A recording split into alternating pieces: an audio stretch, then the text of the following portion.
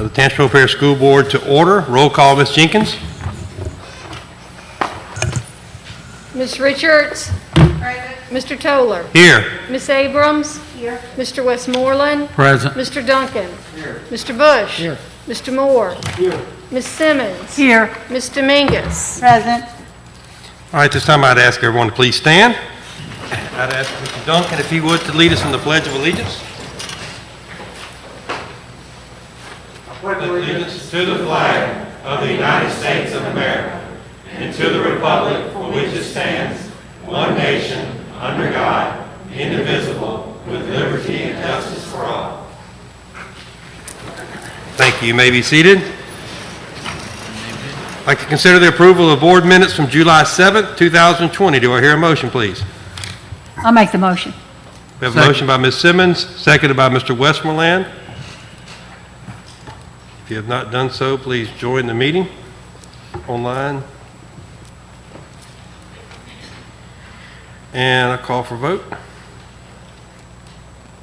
Voting is open.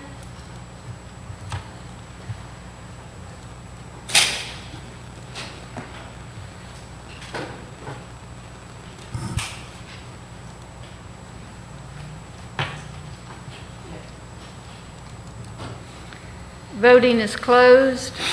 Motion passes unanimously. All right, thank you. Item 2A, the John Williams Scholarship Information and Recipients. And I'm going to ask Coach Dykes if he would to come up.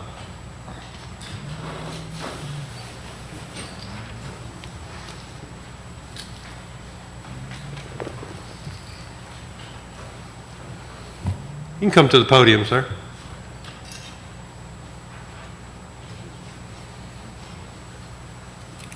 Good evening. Good evening.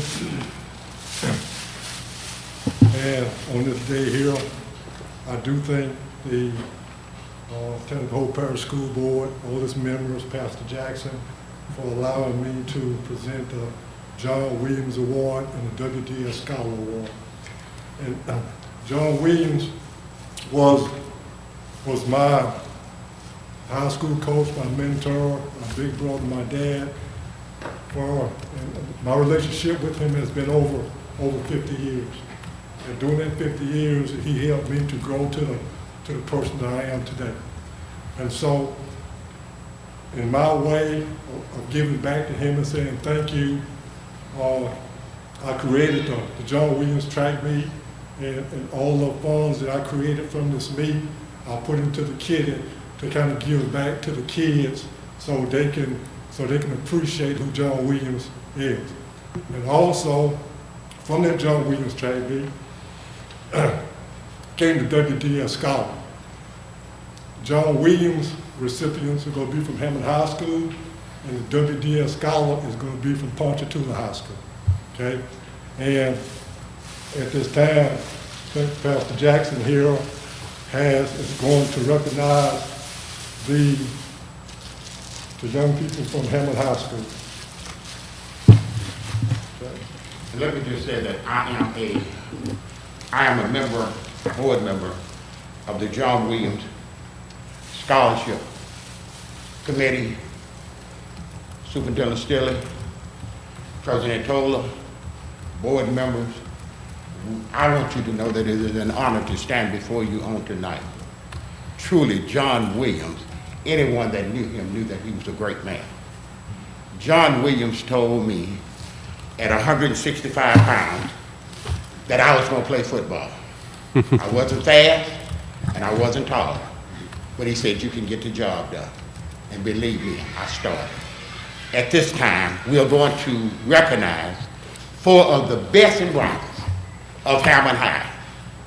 I said we're going to recognize 4 of the best and brightest of Hammond High. Everyone that graduated from Hammond High should have been saying yes. The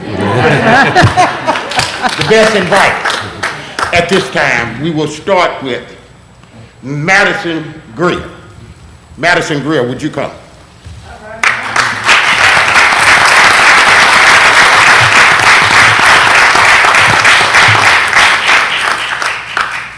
Madison, we want you to know that we realize that not only Well, you're an athlete, but you are a scholar.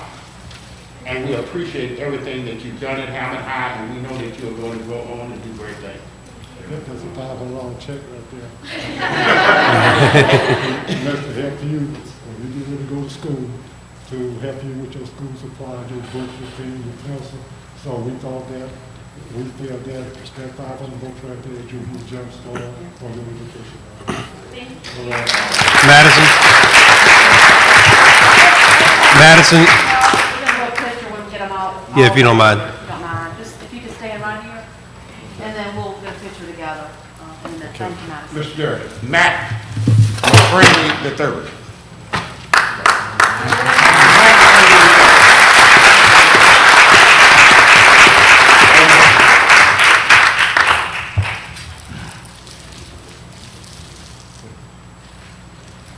Again, Matt McCraney III. Want to present to you this plaque, John Williams Award presented to Matt McCraney for his academic success and athletic achievement. July 21st, 2020. Also with a check for $500.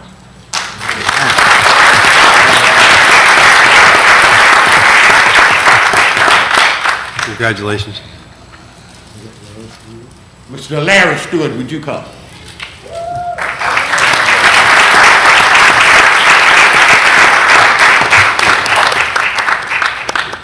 We're recognizing Larry Stewart on this day, and we want him to know how proud we are of him. Larry Stewart has a scholarship, a full scholarship, to Southeastern Louisiana University.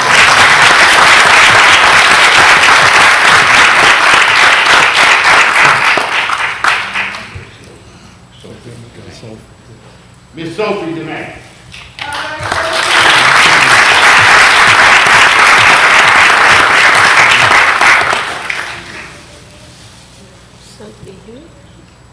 At this time, we want to present Miss Sophie DeMay with this John Williams Award. We want her to know how proud we are of her. And also, Southeastern Louisiana University.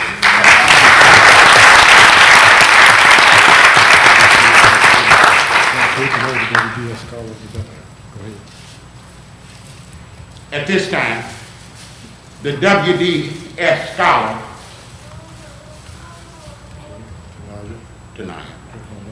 Tanaya Hunter, would you come?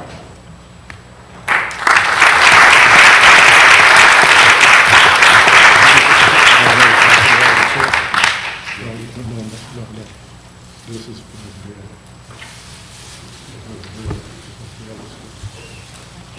the other school. Tonight, congratulations on receiving the WDS Scholar Jake Bailey Award. Our desire is that you will use it to further your education in whatever field you so choose. May God bless you as you make the next journey in your life. $500.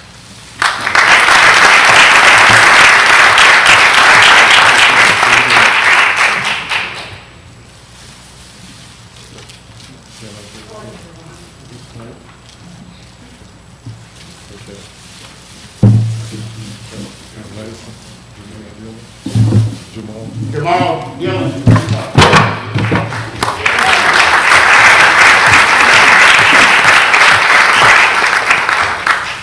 Again, we want you to know, Jamal, that we realize that you're an athlete, but you're also a scholar, and that you are going to go on and do great things.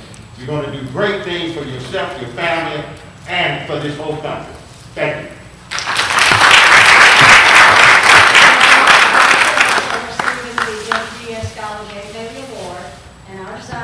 Also will use it to further your education in whatever field you so choose. May God bless you as you make this next journey in your life.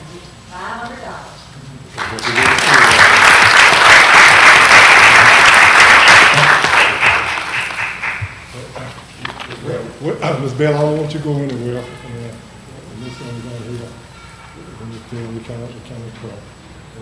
Well, Ms. Bell, I guess this award here goes back to 1974. Mr. J. Bell presented me this award here at Tenable Hope Parish School Board, okay? And for I guess that's 46 years it's been sitting on my mantelpiece. And every time I look at it, I see him. Every time I look at it, I think of him. And ma'am, I just thought it was appropriate, more than appropriate, for me to I guess, give this back to you so you can put it into Mr. Jake Bailey's award at home. And again, I thank you because I don't care if it's 10 o'clock at night, 10 o'clock in the morning, you take my call. And most important to me, you're trying to understand what that call is when I'm calling you. And I appreciate that, I truly do. And I'm going to give this back to you. This was presented to me on July 2nd, 1974. Mr. Jake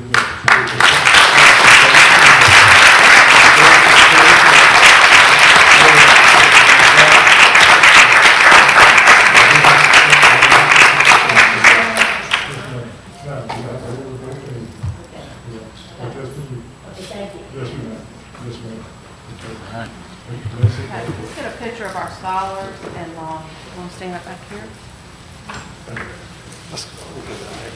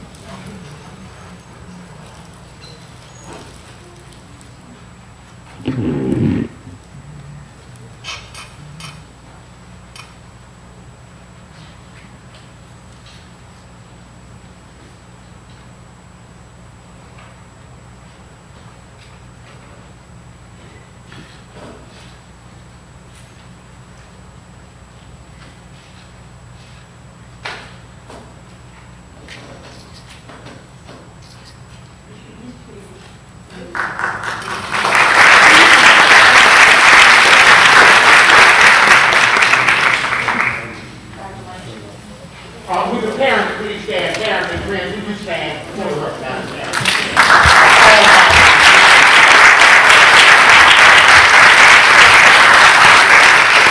And I just want to say that without the parents, they wouldn't be here today. And we really appreciate everything that you've done, everything that you're doing, as far as making sure that your children not only participate in sports, but are also academics. Thank you.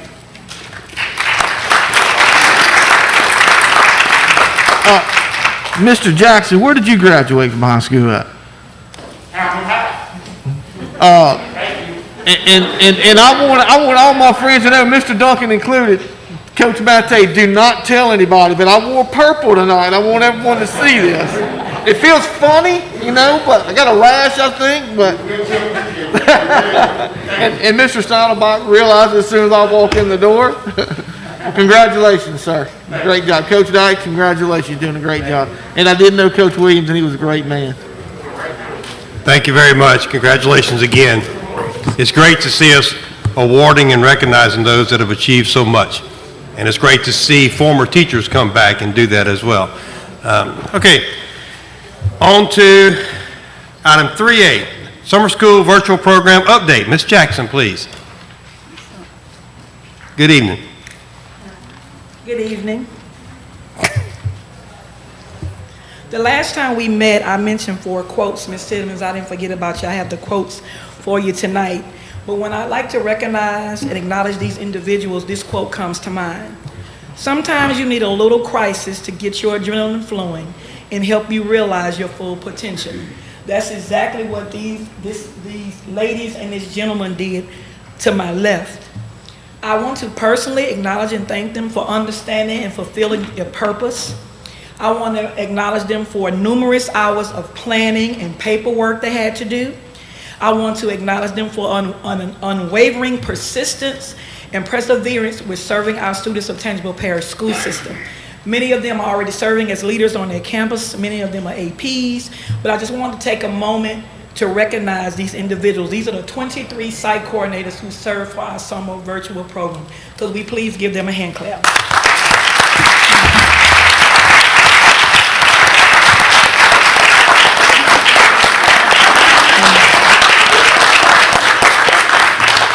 I'm going to ask one of our site coordinators what we wanted to do. I want to just give you a snapshot and let you know how much our parents and how much our site coordinators appreciate what they had to do. I'm going to ask Ms. Jenna Ott from Hammond Eastside Magnet School to come up. She's going to tell you the perspective of a site coordinator, because I want you all to hear just about all the hard work that she had to do. Then I'm going to let her introduce two parents who want to tell you about the program, how appreciative they are. And then I'm going to have Ms. Colette Talon conclude from our technology department. Ms. Jenna?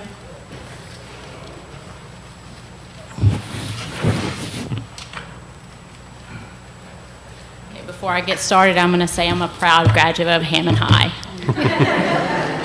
Good evening. My name is Jenna Ott, and I am a curriculum coach at Hammond Eastside Magnet. I'm very excited to be here tonight to talk about the program that we had this summer. I have to be honest and say, if you told me that I would have been a virtual teacher 20 years ago when I started, I would have said no way. But here we are. I've had the opportunity to be a site coordinator at our summer reading program at Hammond Eastside, but that program was not an online program, so I had to have different expectations when I started this. I had to communicate with my parents effectively for grades 3 to 8, and I thought that was a very positive aspect because I could help them understand this platform. Even though I may not have understood it completely, I wanted them to feel comfortable. Then I had to meet with Ms. Jackson and the other site coordinators to get all the information that we needed for this in order to understand how this was going to operate. And we did that with smiles on our faces, but we had a lot of questions in our heads and we weren't really sure. Then I met with my teachers at Hammond Eastside and I delivered all the material, instruction, how the program was going to be laid out. I did that through face-to-face. We wore our mask, all the social distancing, but I wanted them to understand that we were going to get through this together. We were going to row this boat in the same direction. I also, throughout the entire process, kept an open communication with Mr. Kyles and Ms. Johnson, and I can't say enough how fortunate I am to work at Hammond Eastside and be able to walk in their office at any time and ask them, I need your help. I'm not sure what I'm doing, but I need you to help me, and they do, and that is amazing. I can't tell you enough. Then, as a teacher, it was like Christmas morning because as a curriculum coach, I love it. I love my job, but I don't get to teach little kids anymore. So I got to be a teacher again. I got to introduce myself to them via Zoom. I got to also FaceTime parents because a lot of what I had to do, I had to walk the parents how to get the kids on the platform. So that was very exciting to me. There were some distractions and challenging aspects of this, like the background distractions, but we kept going. We kept learning every day because I knew that was important. That was what we had to do. And then we all know in our world today, technology is helping us learn. Yes, it's very challenging at times, but we can learn. The only other thing that I can say through this program, help working with my teachers, and I look forward to working with my teachers when we come back in August, is to keep their morale up, to keep them positive, to keep them understanding that we're going to get through this together, and that whether the kids are in a brick and mortar setting or a virtual setting, that learning can occur. So for me, it was a very good experience. It was a positive experience. Was it challenging? Absolutely. But they can learn in either setting. So I thank you. I appreciate it. Now I'm going to introduce Ms. Kat, one of my parents that I had the pleasure of meeting. I did teach 3rd grade. I'm sorry, I don't know if I told you all that. And this is one of the parents that I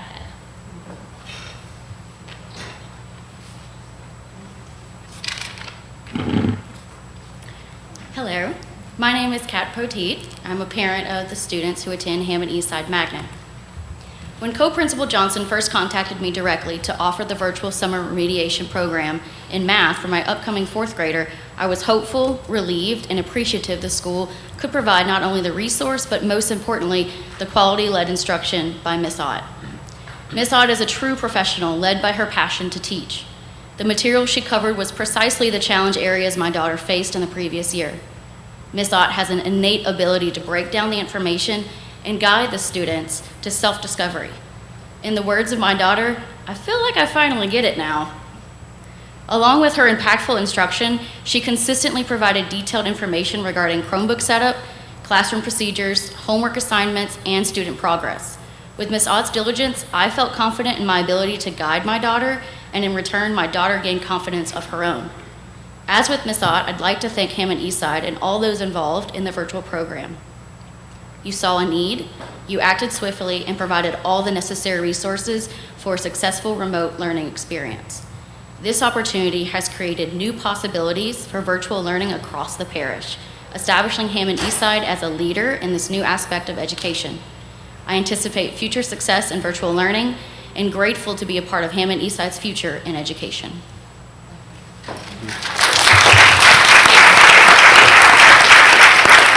My next parent is Mr. Willie Wallace.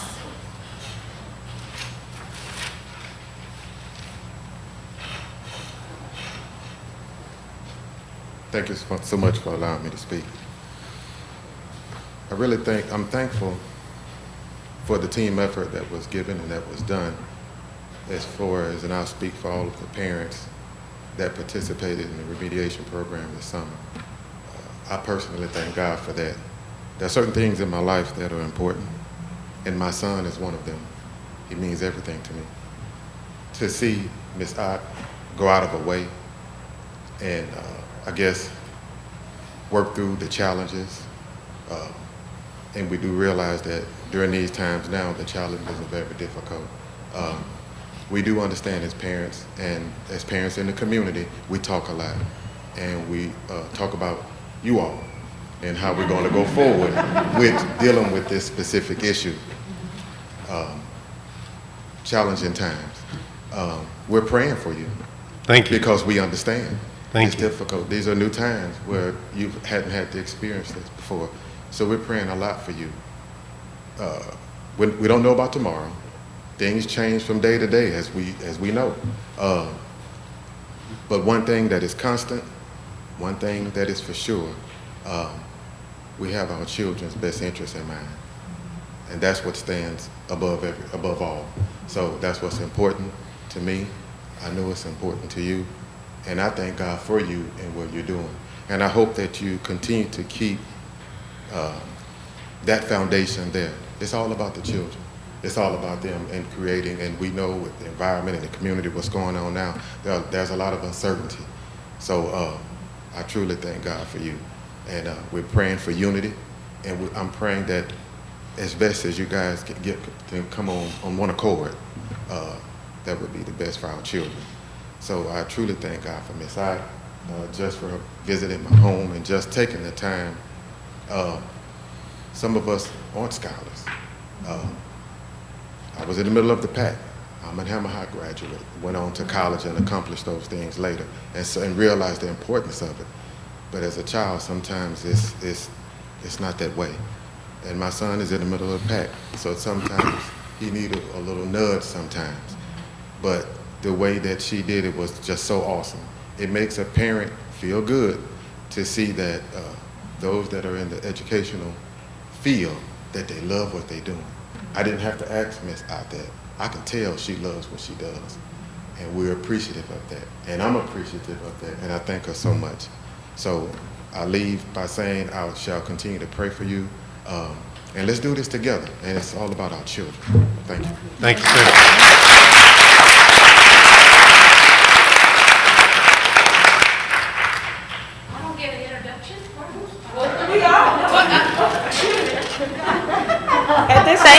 At this time, we'll have Ms. Colette Talon from the Technology Department. Okay, so I'm going to use my teacher voice. I think everybody can hear me. I worked with Miss Jackson very closely with summer school, and you have to understand when you're dealing with technology, every device is different, and everybody's knowledge of technology is different. And we are working with grandmothers, aunts, parents, uncles, and they all are at different levels. So what happened when we started this, questions were coming in. And how can we best give these wonderful site coordinators the information for them to take back to their teachers? So what I decided to do with all the information, and just things that as grandparents came in and aunts and parents came into the technology center, and I sat with them, asked them some questions, and then realized you first have to ask, what device are you using? How are you seeing? Where are you going? Because truly, not everybody's on the same playing field, and that's a big, big obstacle. So what we did, I decided to create a website for the summer school, but we didn't call it summer school because it's going to be used for our virtual learning continuously. So I'm trying to be a little proactive in thinking about things that parents and grandparents and students are going to need when they really get into this. They get their Chromebooks, they get their devices, and you really have, I won't think of everything, and the technology team won't think of everything, but as they come up, we're going to put it on this website. So we developed a student tech tip virtual site, and to get to it, they just come to the TPSS webpage. They go to resources for students. And we housed it here because at the age level that was in summer school was 3 and up, and they're tech savvy. They know more than everybody else knows, okay? They can find this and know. So if we click on this, Student Tech Tips for Virtual Learning, this will be the place where we want to drive our parents to, our students to, our grandparents, our teachers, because y'all, teachers don't know everything either. They didn't have to be that techie person way back when, or just what, in February. That now they have to be that techie person, okay? I need you to be that techie person, all right? So let me just give you a snapshot of what, so we started with this for summer school. And it has a table of contents, and basically what this page does is it gives written directions and a video that shows these written directions. We have different learning styles. Some people want to print out directions and follow it, and some people just need to see it and let me do it with you. So we tried to give you both, best of both worlds. The things that summer school needed, how to get into navigating to OnCourse Connect, how to get to your Gmail, how to get to your Drive. If teachers were asking you to do any assignments using Google Docs and slides, how to get there. Chromebook directions for updating your Chrome browser. Because y'all, sometimes things don't work, and you got to update that Chrome, they can do that. And they're going to have to do that with every student having their own Chromebook. During summer school, they needed to use MobyMax and Zern, so this was a way to get them to Clever, and then from Clever, they logged into both of those platforms. And then down here is a parent-guardian tech tips, and I'll get to that in a few minutes. The next thing that happened was troubleshooting. You know, we gave MiFis out, and some students were using their parents' own computers. So sometimes you had to log in to this, and with us being, you know, hacked, nobody wants to sign into anything anymore. So putting things out there that's okay for them to do helps them. So some, if they were using their parents' personal devices, they would have had to sign into that. And then here's a video on Zoom troubleshooting, talking about the microphone and the sound and the audio, the speaker and the audio. You know, if it doesn't pick up one time, you can't hear anything, you got to go to the little arrow and you got to make it work. So we show them those kinds of things. Then we had some issues with MiFis. So this is everything on the MiFis that we handed out with pictures, trying to give them pictures to what to look for on their MiFi. Some people had never had a MiFi in their hand before in their life. And we've given it to them and tell them, here's your internet, okay? So down to multiple MiFis in the house. You know, you don't think about that, but we had students that have multiple children that were in summer school. So this page will keep developing as we get some troubleshooting. Then we came to lesson tips. The teachers wanted to know, okay, they're doing some work, I need them to take a picture, how are they going to get it to me? Well, I divvied it up between a Chromebook and a phone, because on their Chromebook, they do have a camera if they needed to take a picture. So these are directions and pictures of how to take a picture of their homework, and they could email it to them or put it into their Google Classroom or OnCourse Classroom. And then down here is the phone. What we're going to add to this is the iPad, because our pre-Kers will be using the iPad, so if Students, again, need to do that. We'll update this when we have a little bit more information about the iPads. These next 3 things are developing now. I'm building these videos now. So Zoom tips. How do I Zoom on a school-issued laptop? These will be our high school business students. They will actually be on a Windows device. But down here, on a Chromebook, it's going to look different. So I'm building this video where our students will learn how to get onto a Zoom meeting with these directions, how it's going to look on a Chromebook, because it does look a lot different from a Windows device than a Chromebook. Chromebooks. This will be a place where the video we make will show them how to turn it on, what it looks like, the keys, different things like that, very short. All these, y'all, are short videos. Their attention span, anybody, is not longer than 5 to 10 minutes. So these are probably close to 5 minutes. And I also put here updating your Chrome browser as well.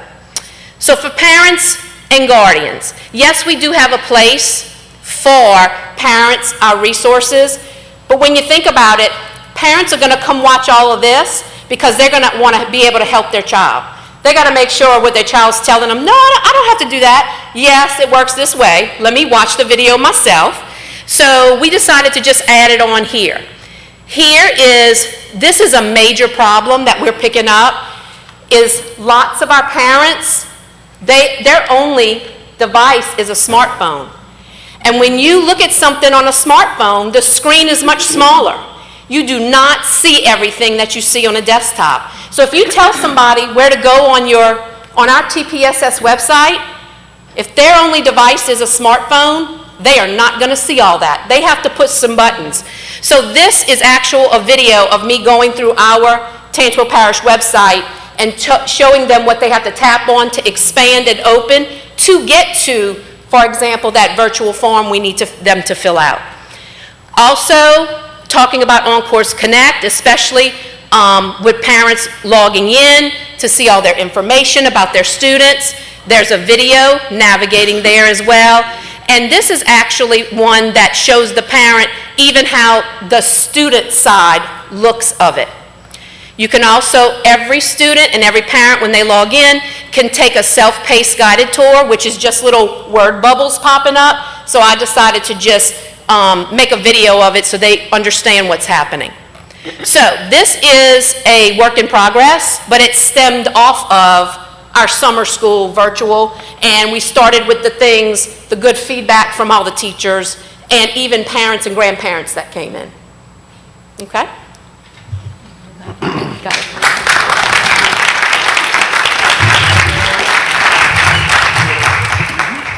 it. Any questions from the board before we move on? That was awesome. Thank you so much. We need a lesson. Can I say something? Can I just say something? Yes, Superintendent. I just want to thank all of our site coordinators, Ms. Jackson, the tech team, Colette, Dina, everyone involved in this. It was wonderful hearing the positive feedback from many parents about the experience. And so I think that the lessons that we've learned in the summer school, which we had over 1,000 students enrolled, we can even improve and make better for the fall for our online full virtual learners. So thank y'all for everything that you've done. We appreciate you very, very much. Thank you. Thank you very much, and I just want to reiterate that note. We have not been able to pick the timing of this entire pandemic, but the fact that we had summer school to try to give us a soft easing into this virtual learning was a godsend. So thank you for what y'all have done. Any other comments? All right. Moving on to item 4. Before we go to 4A, last meeting we introduced some of our new administrators that have been approved. I'm going to ask the superintendent to introduce you to another one that was not able to be here last meeting. Yes, thank you, Mr. President. Last meeting, our board approved our new principal for Laranja High School, and he actually had graduation at his high school in Jefferson Parish, wasn't able to be here. So tonight I would like to introduce our new principal at Laranja High, Mr. Gary Perkins, and then ask Mr. Perkins if he'd like to come up and say a few words. Congratulations.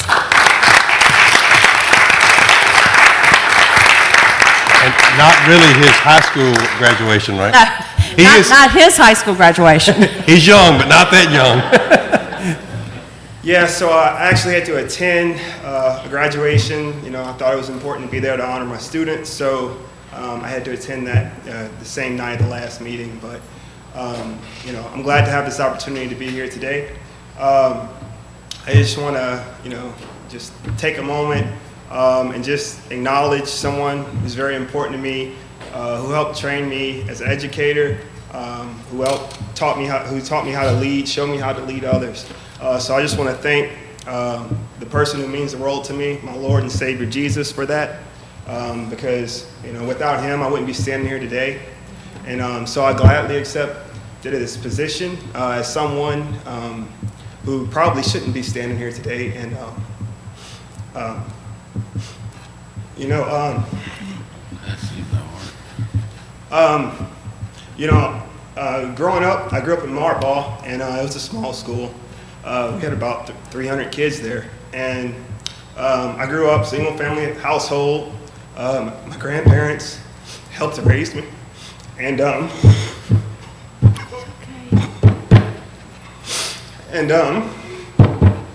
just want to thank them for giving me my values that I have today. And you know, unfortunately, they're not here today. They passed away before I finished high school. And so, you know, it was mostly on my dad to try and raise me and my siblings. And as someone who's a first-generation college graduate, and to have this opportunity, it means a lot. You're doing good, man. Keep on. You're doing good. Absolutely.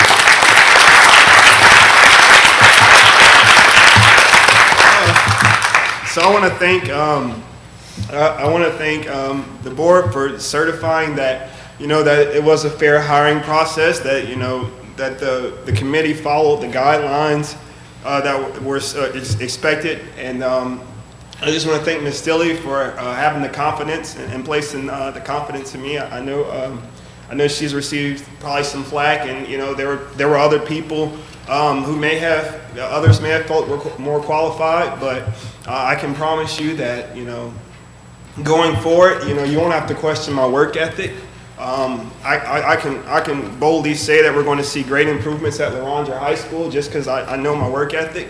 And in my mind, my mentality is not to be boastful, but in my mind, you know, anybody that I support or any team that I'm on, it's second to none. And that's not just at my school. That's for every student in every school across the parish. I had an opportunity to meet all of the secondary educators, or most of them, and they're really exciting people. Calm me down a little bit, but they're really exciting people, and they have very exciting personalities. So I look forward to working with Dr. Caminita, Miss Matthews. Is it Miss Matthews? Sumner, yes. Yes, Sumner, yes. All right. Who else did I meet yesterday? I met Hammond High. Oh, Miss Gatos, Shelly Gatos. I'm sorry, my mind's just a little bit stirred up right now. It's okay. But so I was able to meet several of those principals yesterday, and I'm looking forward to working with them. And I think that, you know, by collaborating together, just as we had a parent challenge the school board and the central office to do earlier, but by collaborating together we can accomplish more. Just because, you know, when you try to take on the workload or try to do something on your own or try to be a lone ranger, you know, it's harder to accomplish. But, you know, if we're able to collaborate and share ideas, I think that will put our students in the best position going forward. So I just want to say thank you all, and that's it.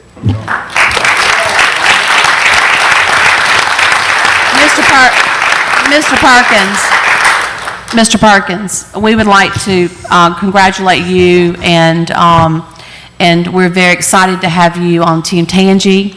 And we know, I know when I called your references, that was one of the things they said about you is you're a very hard worker.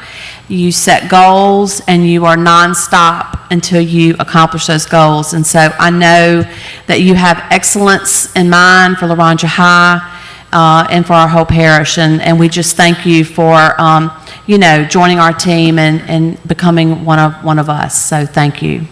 Thank you. All right, item 4A, Finance Committee meeting from July 7th, 2020. Do I hear a motion that we accept those reports? I'll make a motion to accept. I'll second. We have a motion and a second to accept the Finance Committee from July 7th. Any questions, comments? Hearing none, online voting, please. Voting is open.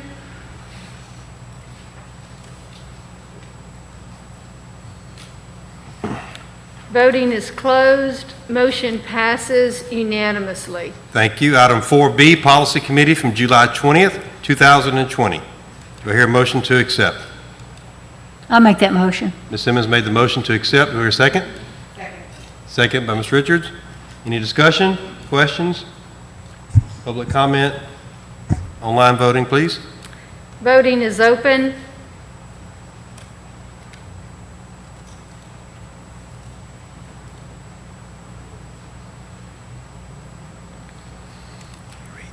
Voting is closed. Motion passes unanimously. Thank you very much. Item 5, I'm going to turn it over to the superintendent for her report and recommendations. Thank you, Mr. President.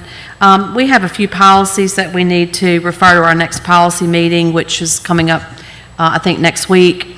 And first of all, we have the revisions to the dress code, the student dress code that we're referring to policy. That committee has been working on that policy, and they're ready to refer it to the policy committee. We also have the student code of conduct that we would like to refer, the student use of electronic devices to refer to policy, equal opportunity employment policy that we would like to refer as well as the non-Title IX complaints and grievance policy, the Title VII employee sexual harassment policy, the investigations policy that goes along with that, as well as the Title IX sexual harassment policy and the sexual related student misconduct policy as well. The last policy is based on Bessie's new adoption that updates Bulletin 741, which are the minimum requirements to start school in August, and that is EBBI, which is Public Health Emergency, to the Policy Committee. So these are all the policies. A lot of the policies that are listed, other than the dress code policy, are suggestions of revisions by Forethought, which we're working with the exception of the last one, which is to align a local policy based on the state requirements. So I ask the board to consider approval to recommend these to policy. All right, do I hear that in form of a motion? I move to approve the referral of all these policies to Policy Committee. All right, Mr. Westerland made the motion, seconded Second. by Ms. Rose. I do wanted to make note, I think you skipped the line about Section G, the whole section of Section G. Half of it. Is in the very first line. You started with student dress code, but you skipped that. I think all of these are, it says Section G from Forethought. Half of it. That's just where they're referenced, I guess, in the policy. in the policy yeah. manual. And the FT means they're, Forethought, obviously, so. I think, well, I mean, I just want to make sure it's right in the book. All of the things that you've read and all of Section G is how it's listed on the, when you open it up, yeah. So make sure we add the revisions to Section G. Yeah. In the policy manual. And that's from Forethought. The rest of them are from us. Yeah. Okay, any other questions? Comments? Any public comments? None? All right. Call for voting. Voting is open.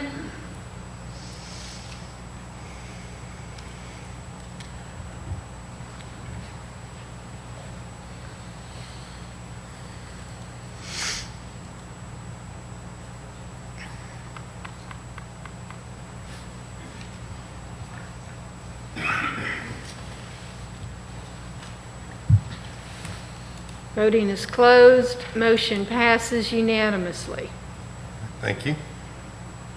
Mr. President, item B, we would like, we're going to address it in our policy locally, and I just really wanted on this particular item is for the board to acknowledge and consider the minimum requirements to start school that the Bessie board recently adopted.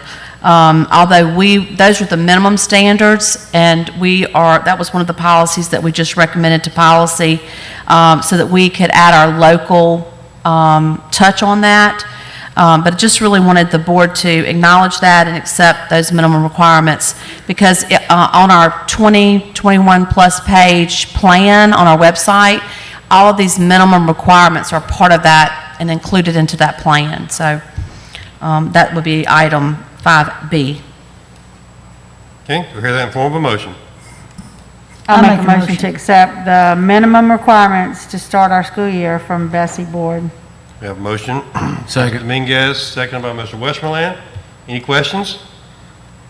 Comments, questions, Mr. Duncan?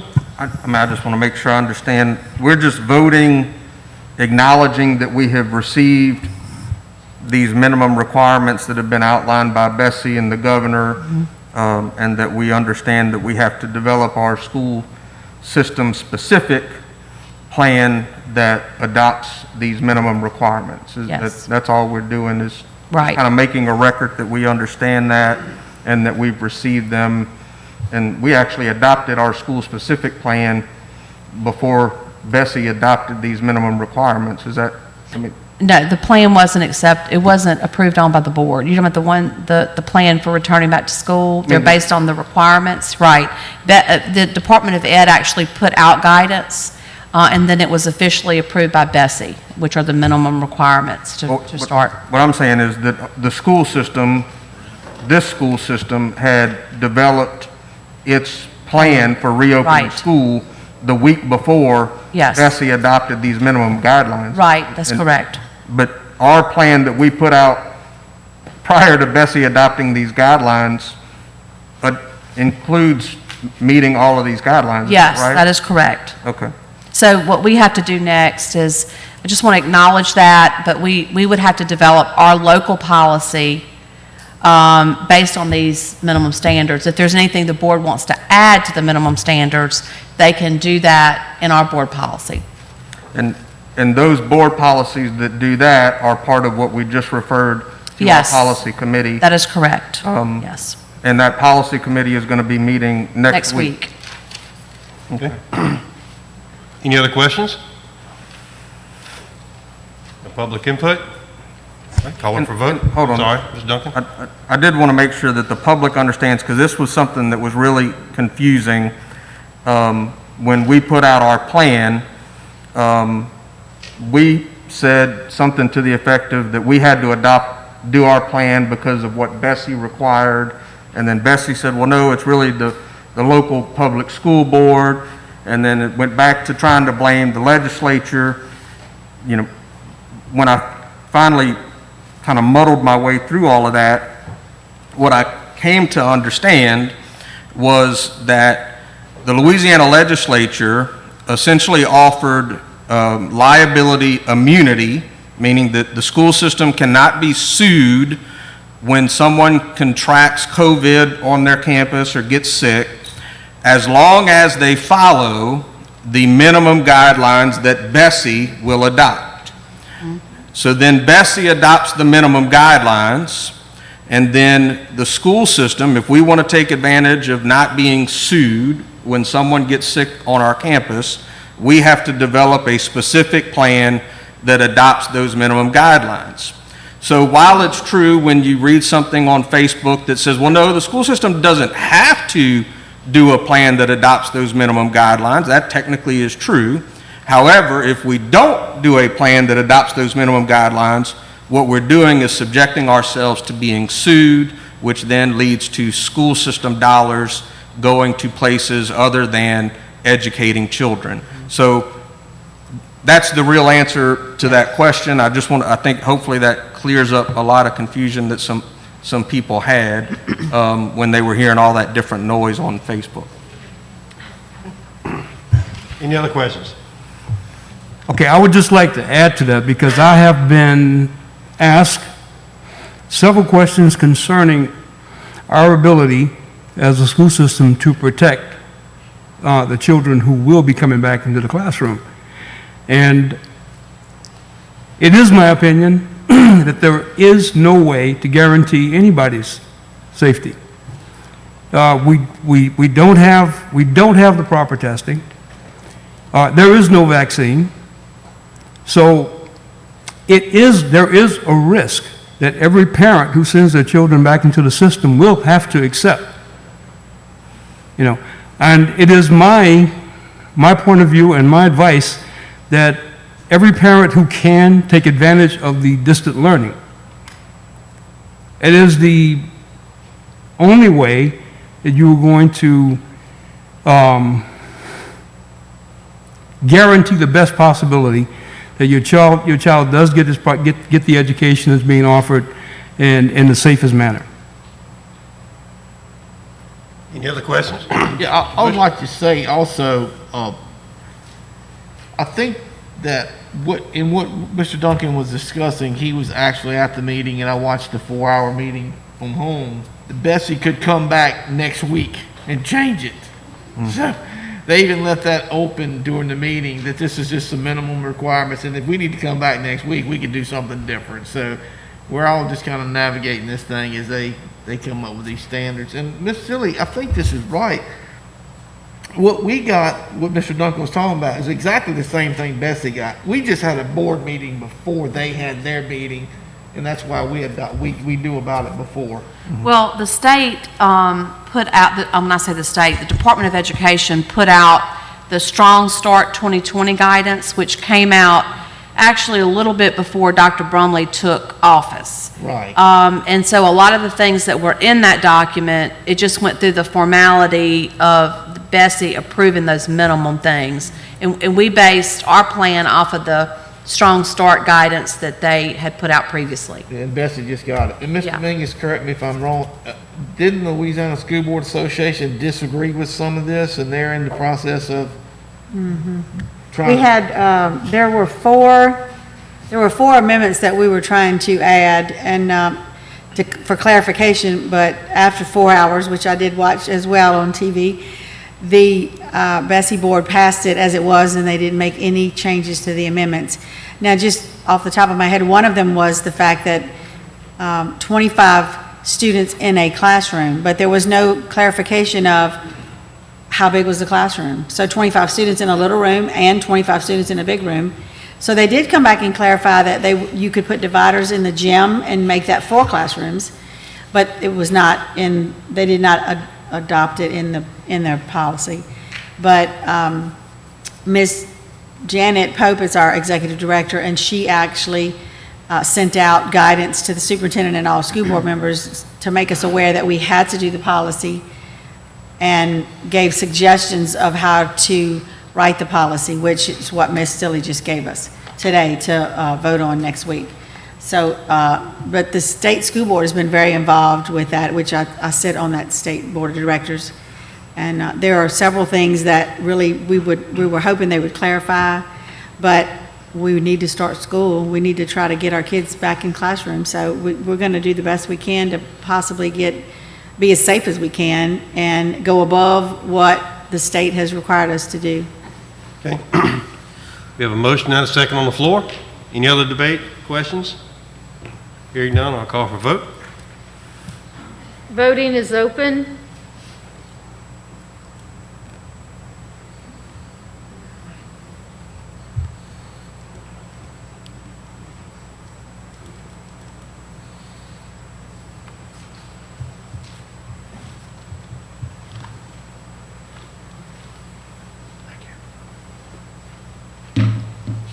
Mr. Moore?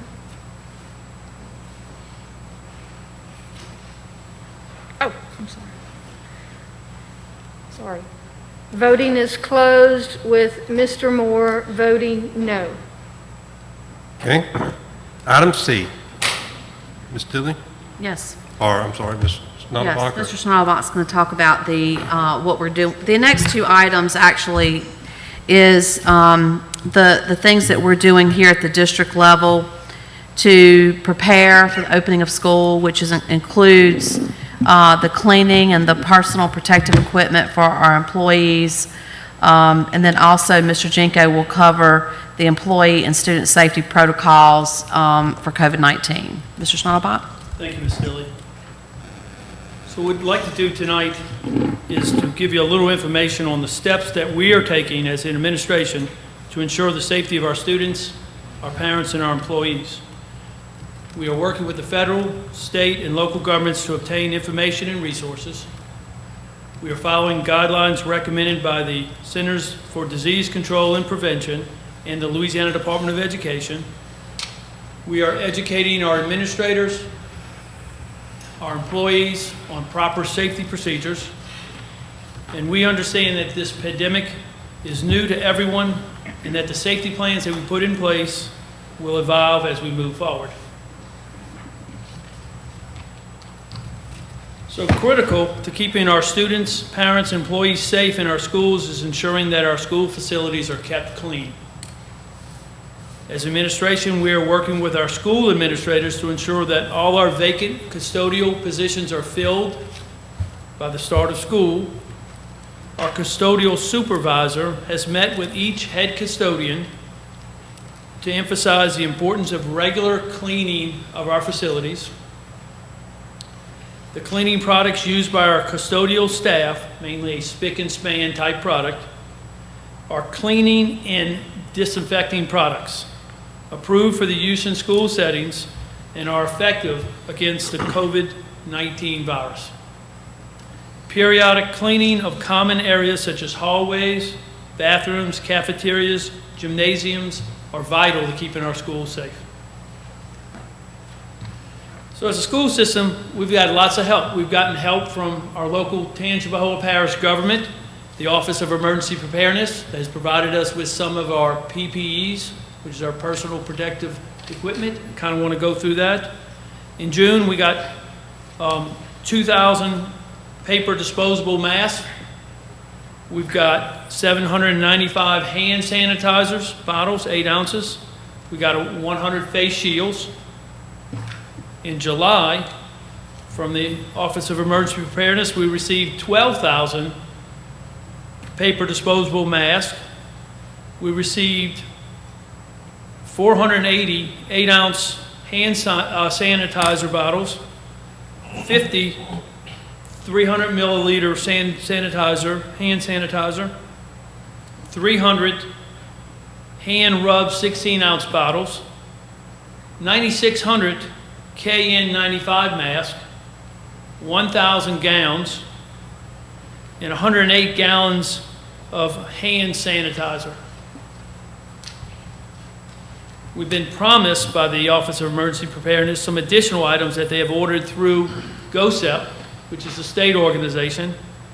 Cloth reusable masks for students and faculty, 40,000 of them. Paper disposable masks for visitors, another 2,000. Touchless thermometers, 3 per school, 105. So in addition to those items, the school system has purchased some additional PPEs. We purchased 50,000 disposable gloves, 540 disposable towel box counts of 100, hand sanitizers, 18-ounce bottles, 300, Safety First hand sanitizer bottles, 16 ounces, 1,200, Styrofoam 2 spray disinfectant, 1,500 cans, touchless thermometers, 650. In addition, we purchased BioKest disinfectant solution, 1,350 gallons. Of that 1,350, 5 of them are 55-gallon drums, and 215 are 5-gallon buckets of disinfectant. We've purchased pumps for our 5-gallon disinfectants, so it's easy to pump the solution out at the schools, 90 of them. We have 10 metal foggers that we've issued to our high school workout rooms. We have 32 Roby 18-ounce battery-operated foggers, which I have one here.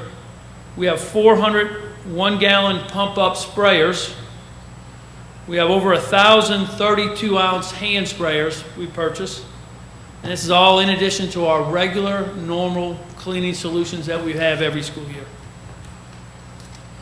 So on June 4th, we issued to our 7 high schools for the athletic programs to keep their weight rooms disinfected while students worked out, 1 metal fogging machine per school, 1 5-gallon bucket of BioKest disinfectant solution, 15 individual 32-ounce spray bottles with disinfectant solution for each workstation, a case of Protect Fogger disinfectant cans if needed, a box of disposable rags, hand sanitizer station at the entrance for students that sanitize their hands as they enter and exit. On July 7th, our maintenance department issued to the 18 cooking kitchens we have 1 5-gallon bucket of BioS disinfectant solution, 1 gallon pump-up sprayer with disinfectants, 3 to 6 individual spray bottles with disinfectant solution, 3 face shields for their employees, disposable face masks, a count of 100, disposable rags, 1 case of disinfectant spray, and individual Clorox wipes. During the summer, we had one day where our students came for testing, and for those high schools, we issued Clorox wipes, individual spray bottle with disinfectant solution, a box of disposable rags, disposable face mask counts from 100 to 300. On July 13th, we issued to our custodial staff at our pre-K to 6 schools, which are 26 sites, 1 5-gallon bucket of BioKest disinfectant solution, 2 1-gallon pump-up sprayers with disinfectant solution, 2 cases of aerosol disinfectant spray, 8 individual 32-ounce spray bottles with disinfectant solution, 1 case of hand sanitizer, 6 boxes of gloves, a pack of gowns, disposable face mask, count of 100, 3 boxes of KN95 masks, count of 30. To our transportation department on July 15th, we issued 2 1-gallon pump-up sprayers with spick and span cleaning disinfectant solution. Again, it was a sample size, it was just 2 for the director to see. 1 box of disposable towels, 1,200 KN95 masks. We have ordered and received, effective today, 300 1-gallon pump-up sprayers. They arrived today. Our maintenance department's filled 150 of them today in preparation for the start of school. And once the sprayers arrive, I said the maintenance department's already done that. For each pre-K to 6th grade teacher or 7th to 12th grade special needs teacher, which is about 700 teachers, they'll receive 1 32-ounce spray bottle with spick and span cleaning disinfectant solution, 1 box of towels, count of 100, 1 can of Styrofoam 2 spray disinfectant, 1 16-ounce Safety First hand sanitizer for their classroom, and 2 KN65 masks. I failed to mention go back if you don't mind, on the bus operators will be instructed that after each run to spray with their pump-up sprayers and wipe down their seats of their school bus each morning and each afternoon after their bus run. What's nice about using the spick and span solution for cleaning and disinfecting their buses is that it can be refilled at each school. So once the operator has emptied their sprayer and need more cleaning solution, they can go to their head custodian at their school between their runs and get additional cleaning disinfectant to keep their school bus clean. And then each teacher will be able to, they're going to be instructed to spray and wipe down the highly touched areas within their classroom each morning, each afternoon, and throughout the school day as needed. And when their spray bottle of disinfectant solution is emptied, they can go again to their head custodian and obtain additional cleaning disinfectant solution. Additional hand sanitizer and disinfectant sprays can be requested as they need through the work order system we have installed. So these are the steps taken or planned to ensure the safety of our students and parents and employees. As stated earlier, this is new, and we are working hard every day to make these plans better. Some additional items we are working on include additional hand washing signs, social distance signs, things of that nature. We also are in the process of replacing, right now we've gone in, our maintenance department has gone in and turned off all water faucets throughout the district. We're now realizing that it may be better to convert those from mouth drinking faucets to bottle refilling, and we're in the process of changing the spigots on those to be bottle refillers, and we're working on getting that done. You know, additional options we're looking at for keeping our schools clean is possibly using an outside contractor or ultraviolet light equipment. We're looking into those. One thing, we saw a presentation today put on by Children's Hospital and the Department of Ed. They talked about documentation. Mr. Jaco and I are thinking that we want to develop some documentation logs to post on each hallway that would remind the custodians what needs to be cleaned and when, and have them sign off. Sort of like when you go into the restroom in a restaurant, you may see the cleaning crew goes in periodically and initials that they've done the work. So we're thinking something like that may be effective on our hallways and identify some of the things. So these are things we put into place, the materials, equipment we have to keep our students and our faculty and our parents safe. Question. Yes, sir. Thank you, Mr. Duncan. Thank you for all of that. I know that's a lot of information that hopefully our employees and stakeholders appreciate.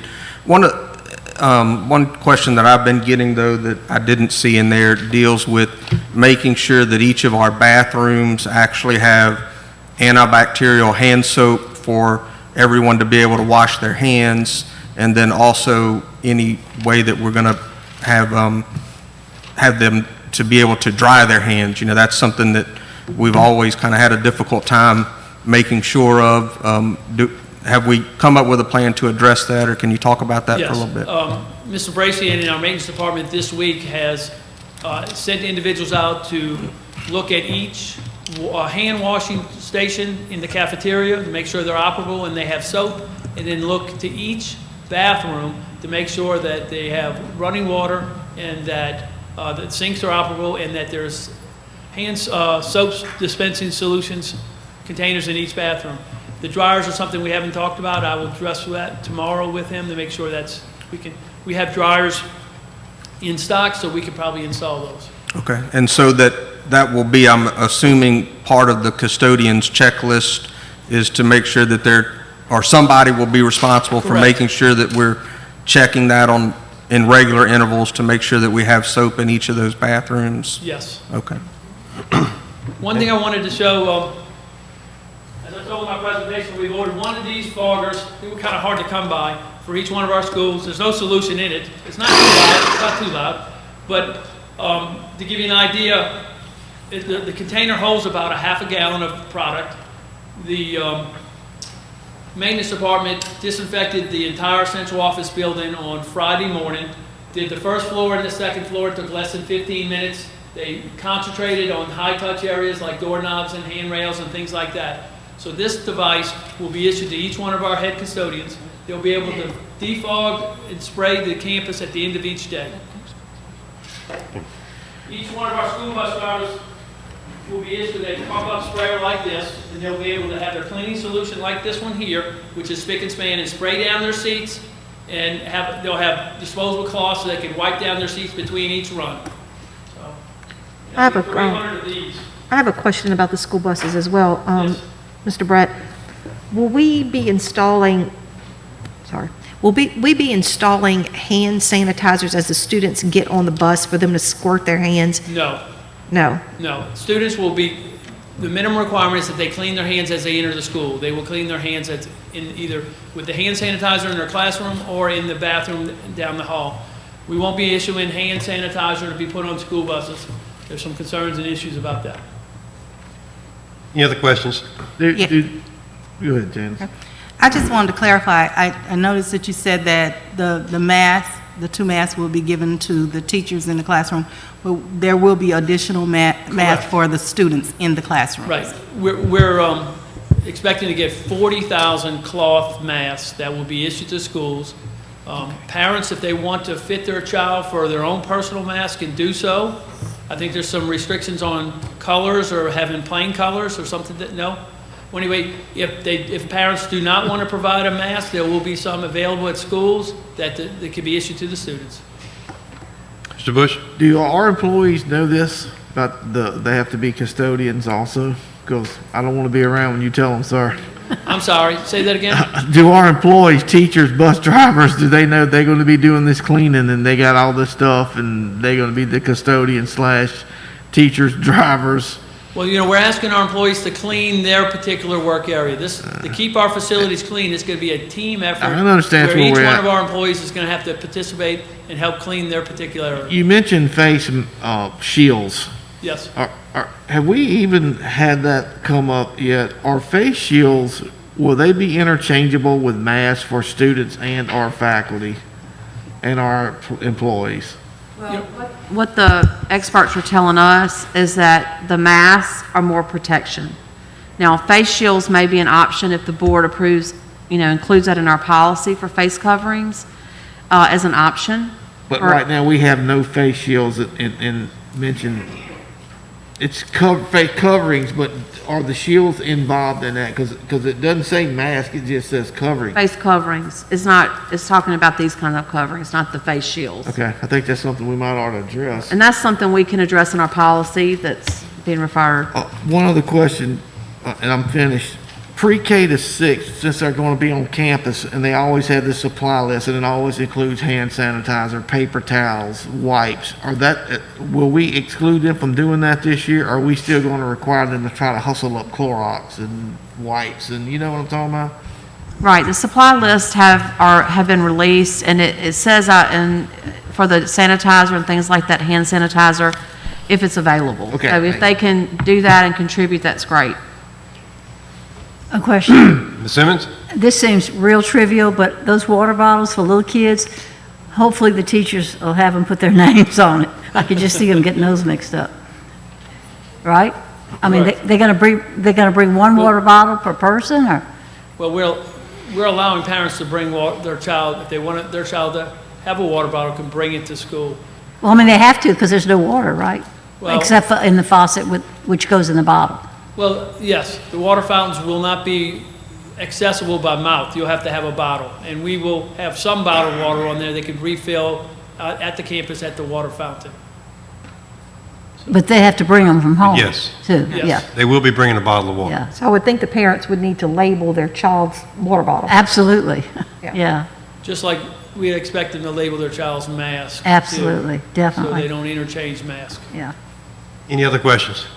I do. All right, more? So, Mr. Snugglebug, you said that the minimal requirement is that we would supply hand sanitizer at when the children arrive at school. Correct. Okay, so that's a minimal requirement. Why are we not supplying hand sanitizer before the children get on the bus? Would that not help to minimize? Well, one is, Because if one child brings the virus from home, well, we would expect children to be wearing their masks as they board the bus, and they'll wear their masks as they ride. but their hands won't be sanitized. I understand. I'm explaining to you what goes on. Okay, one is the driver is operating the bus. Okay, he can't disperse hand sanitizer. It's difficult to mount hand sanitizer equipment onto the pad of the bus as they enter the door. There is concern that the young students are going to take the hand sanitizer, they'll put it in their face and eyes, and their eyes will be burning. The drivers will be operating the bus. So the decision is that allow the bus driver to disinfect the bus after each run, each morning, each afternoon, to keep the bus clean. Students would enter the campus and then would go to their room or to the bathroom to wash their hands, and their hands will be washed first thing in the day. So that's kind of the thought behind it. That's probably why the Bessie board set the minimum standard as they enter campus, because putting it on while the driver is operating the bus and dealing with students and dealing with traffic is a hazard a concern of mine as a past bus transportation supervisor, that they would be distracted and kids would get hurt. And where will these thermometers be used at? Each teacher will be issued a thermometer. So the pre-K to sixth grade teacher will have a thermometer. When their children get to their home classroom, they will be able to take temperatures. They'll be touchless thermometers, so they won't have to touch the student. And then if the student has a fever of 100.4 or higher, then they'll be instructed to go to another room. And that's another thing Mr. talking about. So we're going to wait until the kids get to the school, sanitize their hands, and also take their temperature. That's correct. All right. So if a child is running a temperature, and we realize that when they get to school, then there's a possibility that they have infected everyone that was on that bus, including the bus driver. What do we do if we get there and get to the school and the child has a fever, is running a fever? Well, I think, Mr. Moore, I think Mr. Jinko's going to talk about that next. The other thing I would just add to that. Good move, Mr. Staubach. Mr. Jinko says thanks.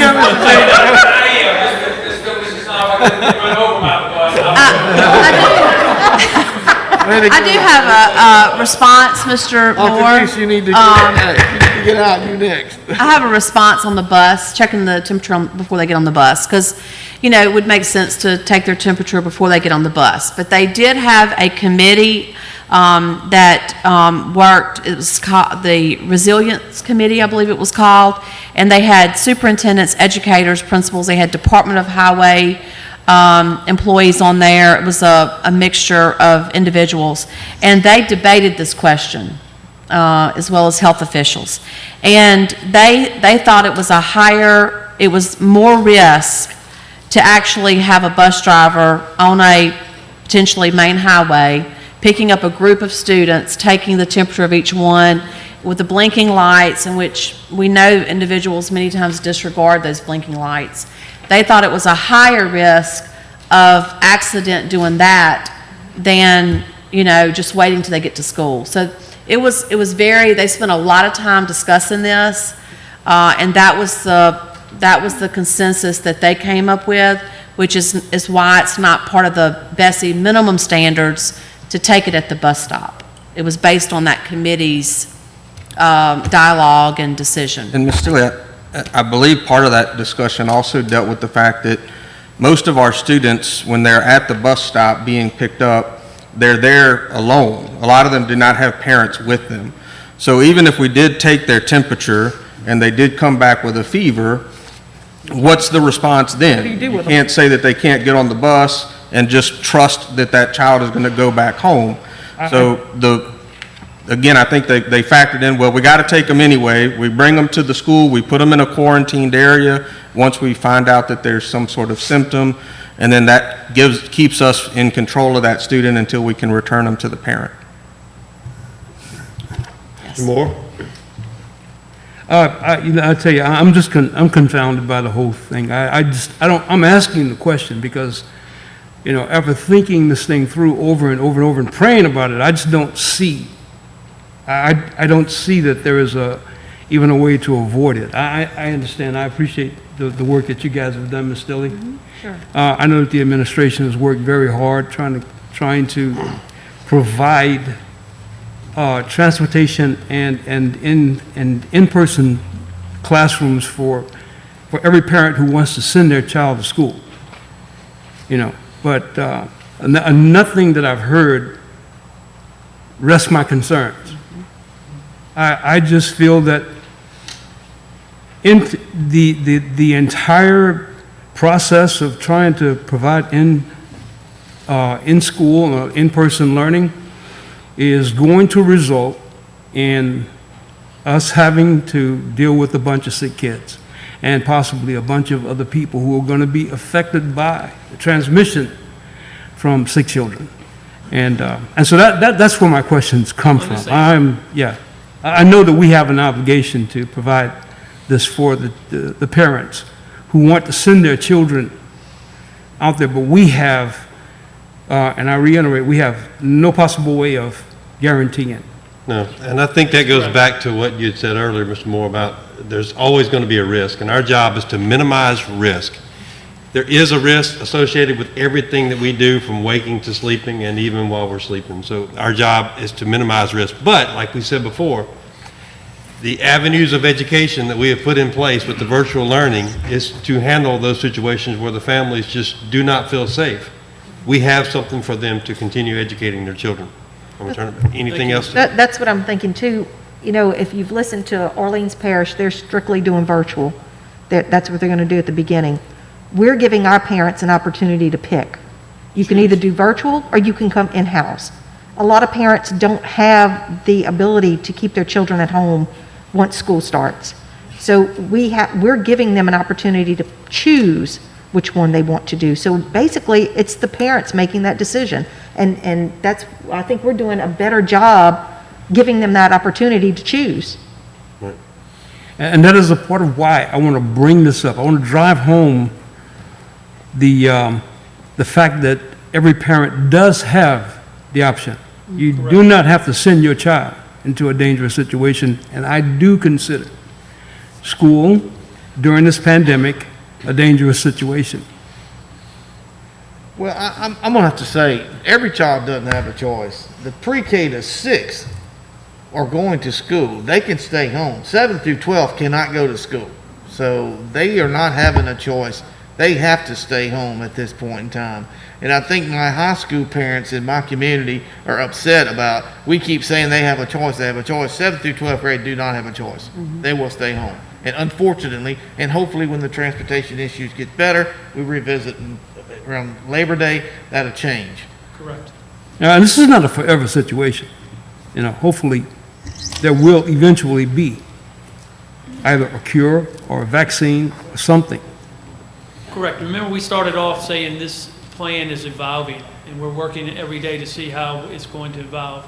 You know, if our counts go down and we get to phase 3, more kids can come to school, more can ride the bus. And Governor Edwards just extended it 2 more weeks to August 7th today. So we definitely know it's not going to change. Thank you, Mr. Snobart. Thank you very much. All right, Mr. Jinko. Mr. Superintendent Jinko, get up underneath that bus, let me hear you. Not that Mr. Snodgrass has put any pressure on me or anything, but we'll do what we do.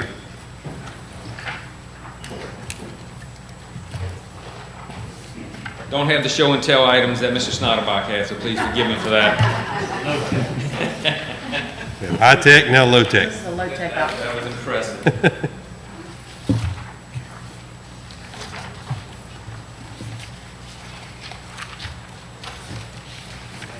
Good evening, Superintendent Stilley, President Toll, board, ladies and gentlemen. The information that we're going to go over here is kind of a gleaning of information that we've gained from the strong start from the state and different items from the CDC's recommendations and so forth. And we just want to note that, you know, the information that we have here today, as has been noted, as we get more updated information, we will make our changes on here and get them out as quickly as we can. I want to give you a copy. Our principals have a copy. We just want everybody to go through it, and if there is something that needs a little clarification, we ask that you send it to me. Say, you know, Ron, why did you do this? Why don't we say this, etc. So please, this is a fluid document. We want to make sure it is as plain, because when a principal grabs this, there's not a whole lot of time to think. There's going to be an emergency. There's got to be some action taken quickly. So we want to make sure it's as clear and concise for them as possible. First page is just, you know, the safety reminders that we've all been hearing since March: social distancing, wear your face coverings. And we want to talk a little bit about monitoring of symptoms. And we can't stress enough that whether I am an employee or whether I am a student, if I'm feeling sick and I don't feel right, stay home. We just talked about the great work that this group over here has done. Ms. Colette, Ms. Dina, and their group has done building a virtual platform. So we have that. Okay, our employees, you know, as Mr. Moore has mentioned, if you're not feeling well, please stay home. We've kind of divided the next pages kind of into 3 groups. One, we talk a little bit more about symptoms. So we're going to ask parents and guardians to conduct a screening of their students before sending them to school, and we ask employees to do the same, screen themselves before they head to work. If they present with any of the symptoms, again, we ask them to stay home, and we've given some more examples of symptoms. We've talked a little bit about the top 4, 100.4 fever or above, cough, shortness of breath or difficulty breathing, acute vomiting or diarrhea. The next 2 groups are kind of broken down. If the individual shows any of those symptoms, please get immediate medical attention. At school, students with symptoms listed above will be placed in a sick room and provided with proper adult supervision until the student is able to return home. It's the responsibility of the parent or guardian to promptly pick up the student from school. At work, if an employee has any of the symptoms listed, we're going to ask them to leave campus and return home or seek medical attention. If warranted, then the school will ask or will contact someone to come pick up that employee if they don't feel that they can get on the road and be safe. Next, an employee or student is exposed to COVID-19. We're in close contact, as Mr. Stoudemire mentioned. We had a great webinar this afternoon with Children's Hospital, that group, the Region 9 Administrator's Office. All incidents and things that are reported, we're documenting, we're sending them in. If a TPSS employee, student, or someone he or she has been in contact with has directly exposed to the virus, or our first concern is the health and safety of those who may be at risk for additional exposure. Therefore, parents and employees should be notified of possible exposure to individuals at the school who test positive for COVID-19. In this rapidly changing situation, we will be in contact with healthcare providers to have the most up-to-date information from the CDC and other organizations. Talks about employee exposure, a few things we ask them to do, student exposure, a few things we ask them to do. All employees and students must follow established guidelines before they return to work and or school, which include no COVID-19 symptoms for a minimum of 72 hours prior to returning. If any of the following symptoms exist, again, we ask the individual to stay home.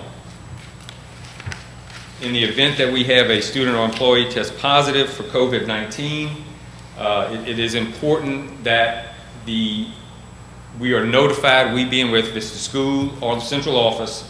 If it's a student, we ask the school to be notified. The principal has to gather some information, and we'll get to that information on this next page. They're going to notify me. I'm going to get the information that they've gathered. We turn that information over to the Region 9 medical administrator. We're going to get some guidance on how to proceed with our response. We'll notify parents and employees of possible exposure from any guidance that we get from our medical personnel, remembering that HIPAA is important in our notifications and so forth. Back to work guidelines are listed, no symptoms, improved respiratory for a minimum of 7 days with the onset of symptoms.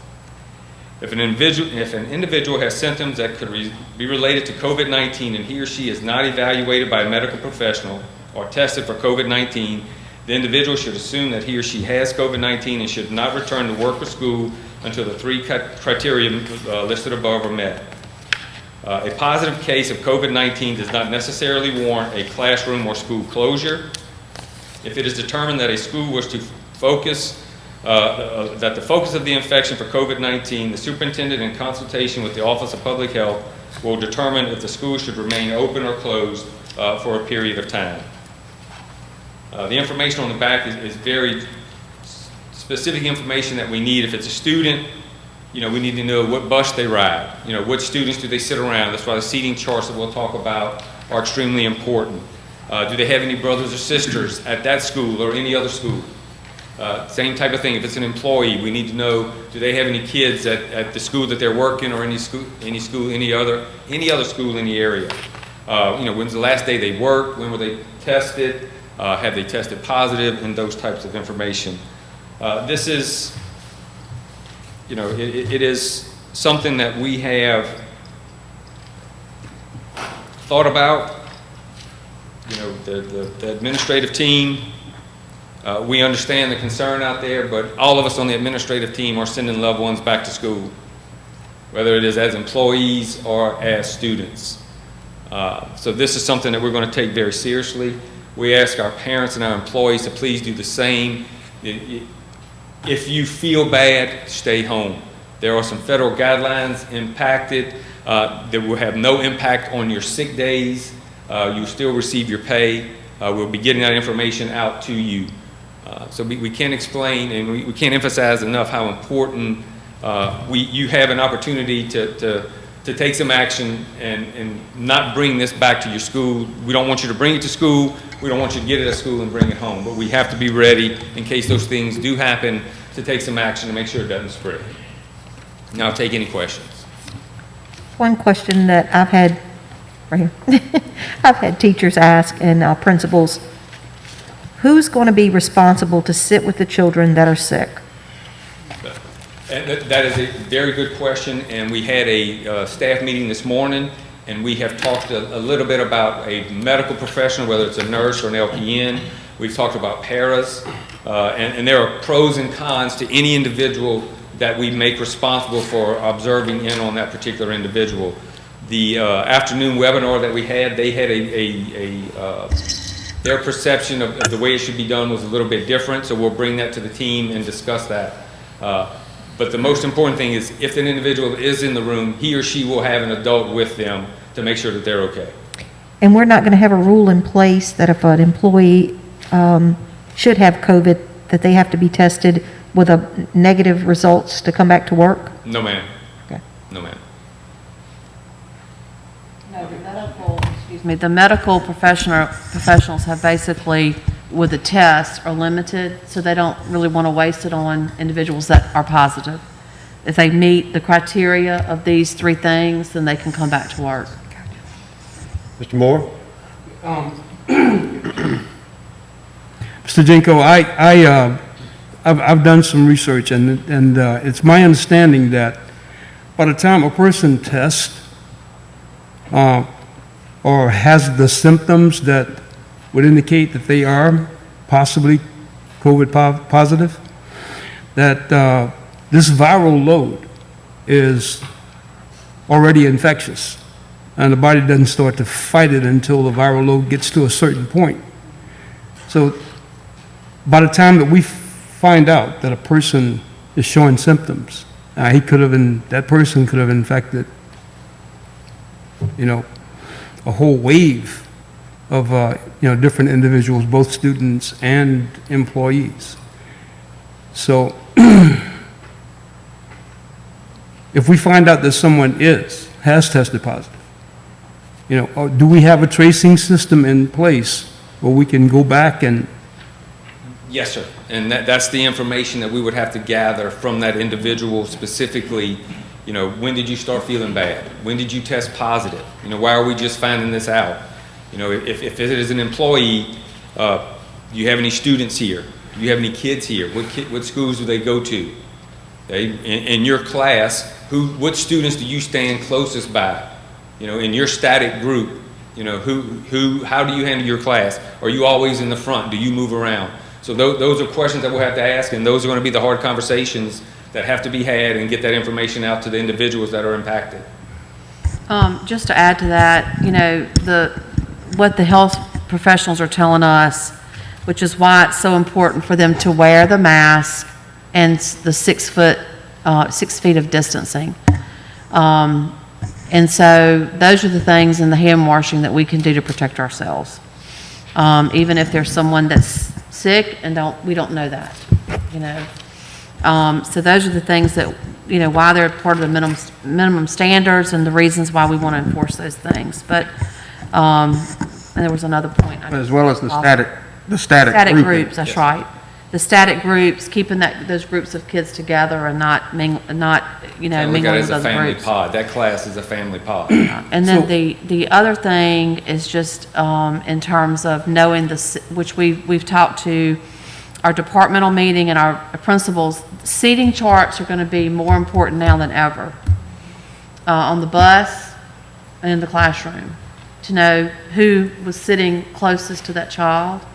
And that's one of the questions that health officials will ask us when we make that call. Just added information. Yeah. Worst case scenario, we could actually find ourselves escalating to a pandemic status, right? And within the school system, are we preparing for the possible having to go to full virtual? Have we? Yes, that's what Yes, we've been sir. doing. We are addressing that. We are ready for that. Mr. Jenko, my question is, if a child or employee tests positive, will that be made known in notification to the parents and to the public? It will be made known to those individuals that we contact trace, not the name of the individual, it will be. Not the name. It will be very generic, your child was exposed, there was an exposure at ABC Elementary in 3rd grade and your child is in that class. And from our information, he or she is a individual that was in close contact. Only the close contact. But if my child was in that classroom, I would like to have the opportunity ma'am. to say, no, I'm not sending my child back to school because there was an infection there. We're going to kind of I'm thinking of it as 2 generic type letters that are going to go out or calls that are going to be made. Okay.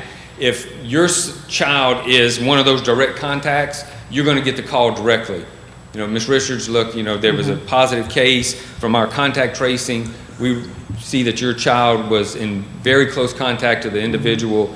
Please take the necessary precautions. And then for the other one would be, Ms. Richards, your child is in XYZ Elementary. There was a positive case. Yes. From our contact tracing, he or she has been very removed from where the case is. We still ask you to please use caution and check the symptoms and so forth. Yes. Okay. Any other questions? Yeah, one last question. So would that parent have the option then to withdraw that child from the in-person? We have the option to go to full virtual, yes, sir. Yeah. Yes, sir. Anytime. That option, Mr. Moore, is going to be I on mean, the table. I'm asking because Anytime it we are clears up a lot of questions that I know. From today forward, 20 years from now, they're going to have the virtual option. We're going to be over COVID, but again, this group has done such a wonderful job. We're going to be able to compete with some of those other individuals for the virtual schools. Yes, sir. Yeah, and I agree. They did an excellent job. I had a participant in that, and I want to congratulate you guys. I only know one person, one teacher, but he did an excellent job. That was the most important one for you, right? Yes. Mr. Mingus? Just briefly, you mentioned, I've had a few questions from employees about this, and you just briefly mentioned that you would relate later. There's some federal guidelines. If the employee gets sick, they won't have to use their 8 sick days or whatever. Is that what you just said? Yes, ma'am. There are 6 provisions. The top 3, or the first 3, are related to an individual that is tested positive or has been exposed to the symptoms. The bottom 3 are related to an individual that has to take care of someone that is positive or related to child care. And there's different scenarios. The top 3, I've used my 10 days would be not counted against you, and you would get full pay for those. If you had to extend past that, there are some very similar to our extended medical leave, where you can use 2/3 to get pay and then 1/3 of a sick day to continue your full pay, or you could go with the 65%. That would be the employee choice. Okay, because we're getting asked that a lot. So I know as soon as y'all can get that available. And that may be something we can put on our frequently asked questions and get that information out there to them. Yes, ma'am. That was one of the questions in our board meeting yesterday with the new superintendent of education, and because all the systems were asking him, what happens with our employees if, do they have to use their sick days, or what if they don't want to come back? What if they say they're 65 and they can't come back? Or they're 55? So he gave percentages of how many teachers were actually employed in 17, 18 were over 55. So there's going to be guidelines, like you just can't say, I don't want to come back.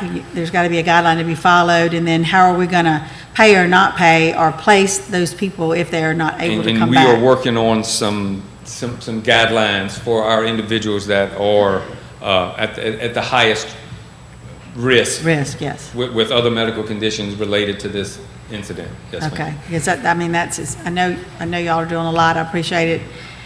There are a lot of questions still unanswered. Yes, but and we know there's always going to be questions, and we ask that, we have that email set up, so please use that email. I think it's questions@tangischools.org. get them to us, and we can add those to our frequently asked questions, and that one question can maybe answer 2 or 3 other individuals' questions. Okay. How often are we updating the frequently asked questions? Because I see some people commenting that I've asked a question, I haven't seen it posted yet, or... I know when our secretary gets them, she sends them out to the individual departments, and as soon as they give them back, they are sent up there to be updated. So I would say daily. Okay. Any other questions for Mr. Jenko? Thank you, sir. You can get out from under the bus now. All right, moving on to item 6A, consider approval of service agreement with the Louisiana Uniform Local Sales Tax Board. Mr. Snoddelbach.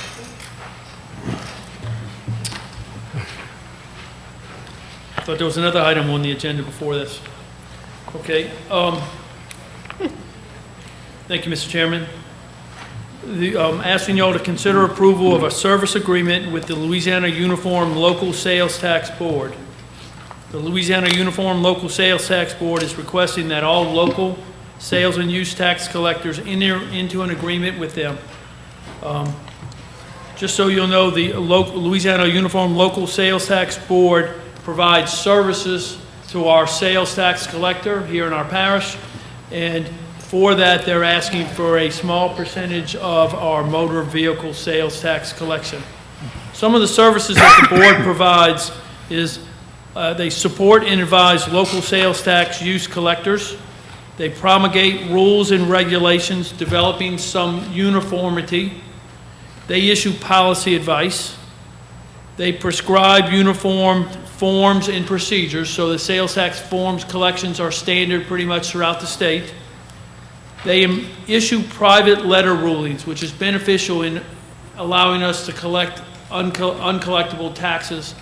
Instead of going to the court, we can go through the tax board. They serve as a central filing agency for refund claims involving 2 or more Louisiana parishes. They do multiple parish audits of businesses, and they provide education and training of collectors of local sales and use tax. Again, I say in the agreement they're asking for funding of 1/3 of 1% of our local sales and use tax collected on motor vehicles. This past year, 2019-20, the 3/10 of 1% amounted to about $31,000 of revenue that we paid or would have paid to the board.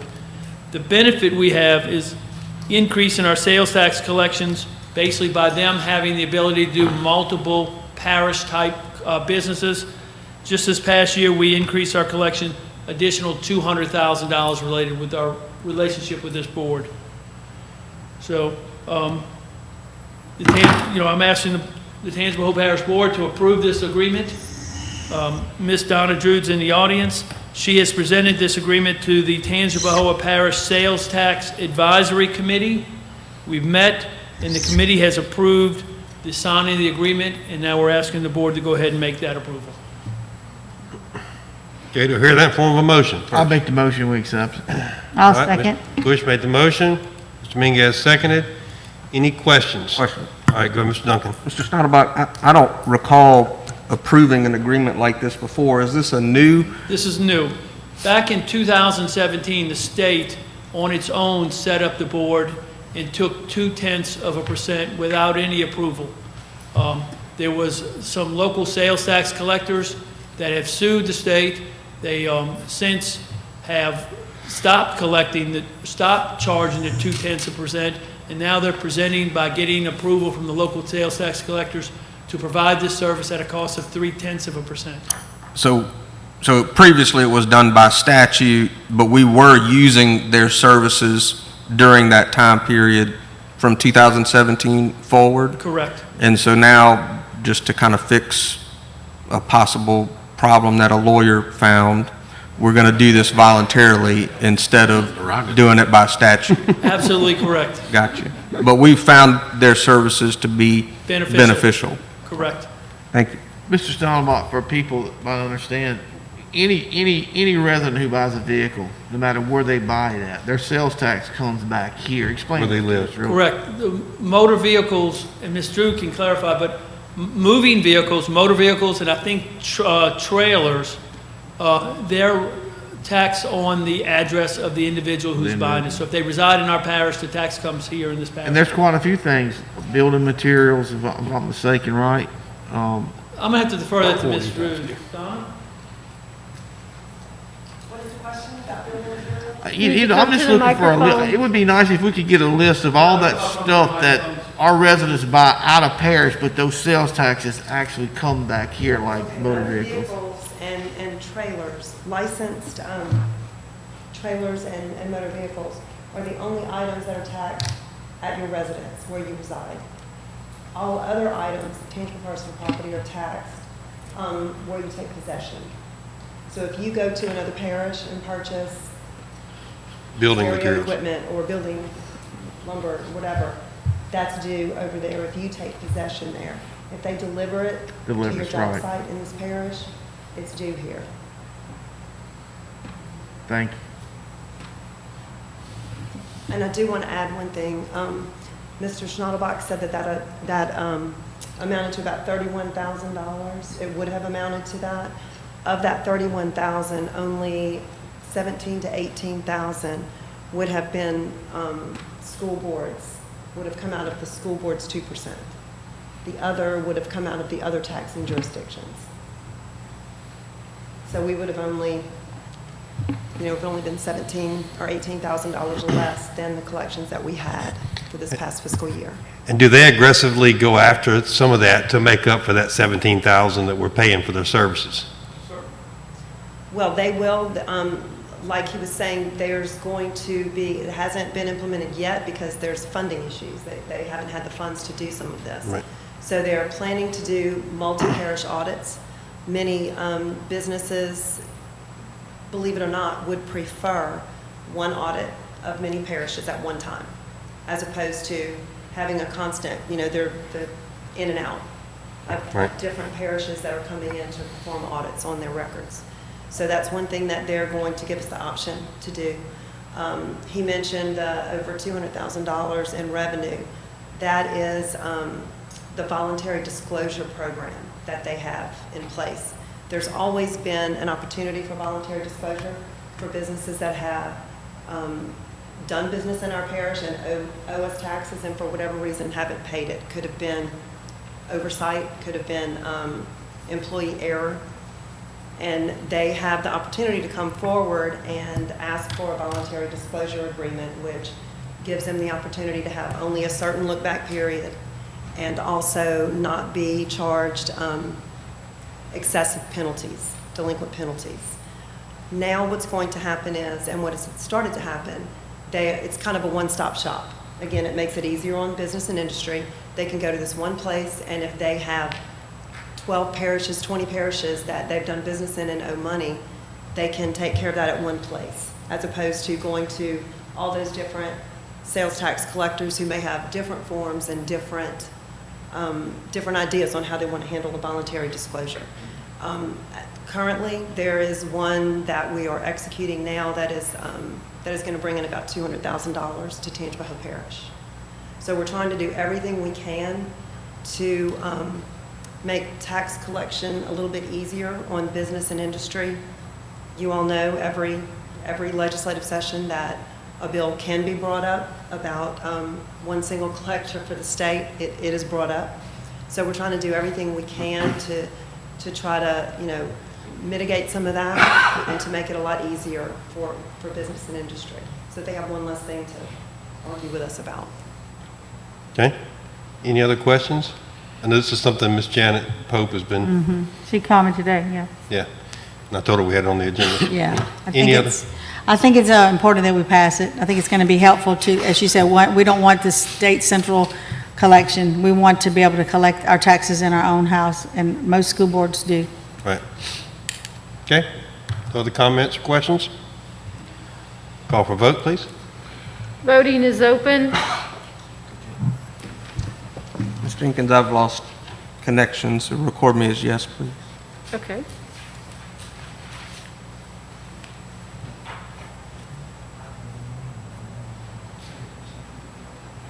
Yes.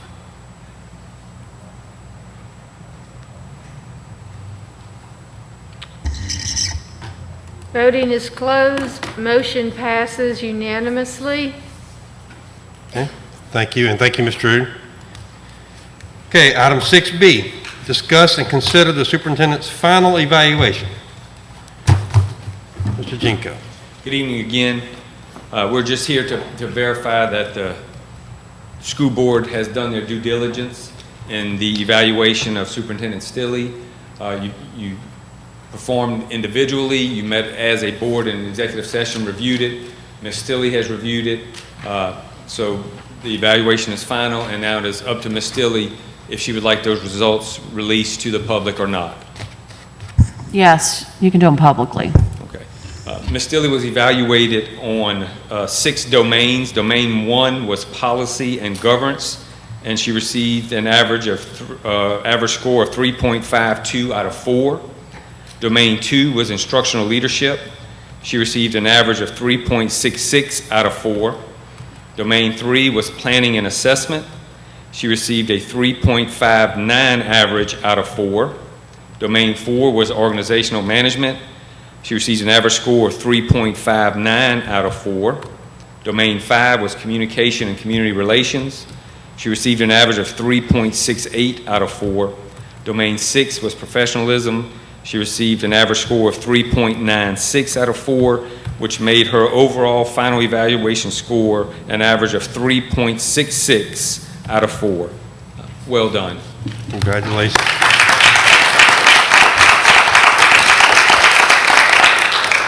Mr. Jinko, can we release our individual scores to the public too? No, sir. And that's a school board rule or a state? That is a state law. Thank you, sir. That's a personnel matter.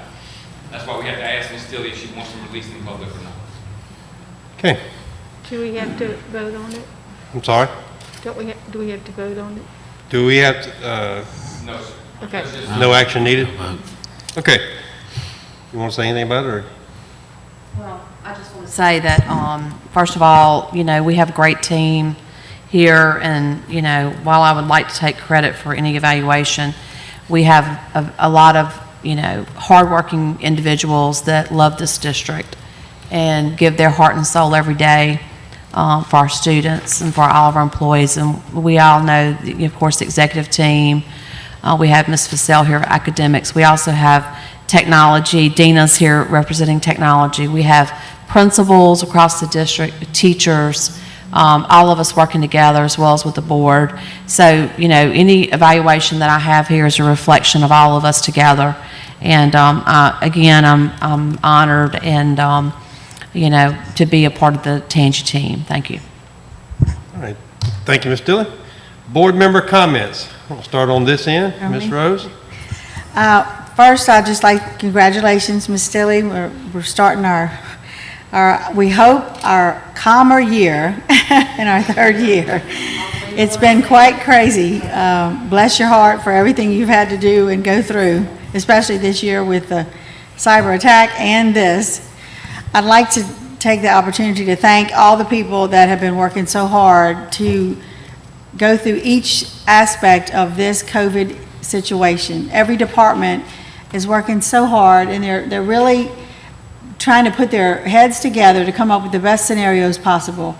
And please pay attention to the website for Tangi Public School System or our Facebook page, because all of us are getting calls and messages from miscommunication because someone posted something on Facebook that is not necessarily finished or finalized, and it's causing parents to be nervous and upset. And we really need you to go to our webpage. And if we have a mistake on there, then it's our mistake. It's not going to be someone else's mistake or some parents, I guess, thought that was going to happen. There's still a lot of unanswered questions, and I know that all our employees are working hard, and I really thank y'all so much. And I just feel like, I have concerns as well, like everybody else, of getting back to school or not getting back to school. But at some point, we all have to get back into life and just pray that God's going to keep us safe and that we're going to be able to educate our children in the best possible manner. So thanks, y'all, for all the hard work you've been doing. I know it's not easy. And we're going to just continue on. And if y'all would just keep us abreast of any new changes or anything that we've already been told, and now you've changed your mind, or we need to do it better, so that we would be able to know ahead of time. That's all I'm asking. Mr. Westmoreland?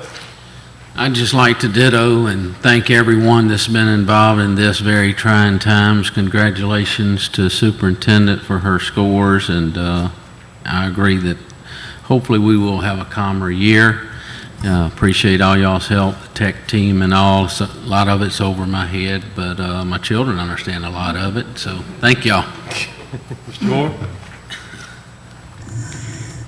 Yeah, I want to also congratulate you, Ms. Stilley, and tip my hat to your administration, because I know that every member of the administration is, responsible for the outcome of the evaluation that you got. And lastly, I want to just revoice my concern. I want to also appreciate the summer school team. And, I really do commend you guys. And I thank you. Like I said, you helped a member of my family. But I also want to just restate my concern for every person who has the opportunity to homeschool your child. Do so. Do so. And I will also say that one of my concerns is that this will have a disproportionately adverse effect on the African American community, and I want to point that out, and I want to say that because I want to emphasize how important it is for the African American community to reconsider, no matter what it is that you have to go through. Do what is required to protect your children. Right. That's it. Abrams?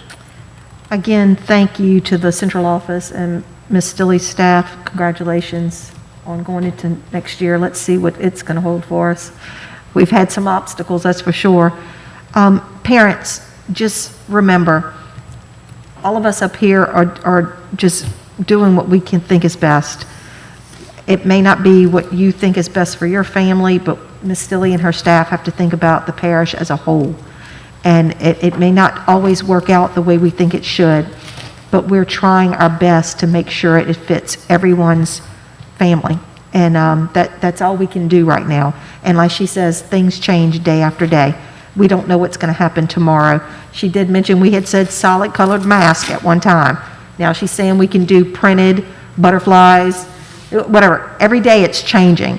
We don't know what's going to happen tomorrow. So just keep abreast with our Facebook page and our Tangipahoa website, because what people are putting out there on that Tangi parent page is not gospel. What we put out on our Tangi school board page is gospel. Ditto that, I agree. The website is full of good information. The frequently asked page is my favorite to go through the questions, because that answers a lot of things. I also want to reiterate, thank you to the teachers that spent your time this summer. No matter what happens and how quick we can get back to normal, or whatever normal is now, next summer you can expect we will have a large number of students that will want to do the virtual summer class, because it's a good way to catch up and get ahead. And last but not least, one of our board members who I love dearly and respect a lot has a birthday Friday. I'm not going to say how old she will be, but if you go that fast on the interstate, you will get a ticket. So happy birthday, Miss Simmons. Well, Tom, I'm requesting that you sing Happy Birthday in your little solo, because I heard you sing at church. Happy birthday to you. Happy birthday to you. Happy birthday, Miss Sandra. Happy birthday to you. Thank you. Okay. Ms. Richards? Okay. Again, I'd like to say thank you to the summer staff, and I know that a lot of parents are concerned about the virtual learning, and they're concerned about the computers, but I know that the 2- and 3-year-olds, they can operate the computers and the smartphones, and my grandbaby just takes my phone and she just works with it and takes it. No, Mama, that's not right. And so I think it's a new era, and we may be a little bit afraid of it, but the children embrace it very well. They are much, much more wiser. I'd also like to say congratulations to Ms. Steely and her staff for a job well done. I'd also like to say that we want to continue to pray for one of our own, Pastor Timothy Richardson, and his family as he comes through an illness. And we'd like to offer condolences to our coach, Ronald Cox, and the A-Meet Warrior family in the loss of Coach Cox.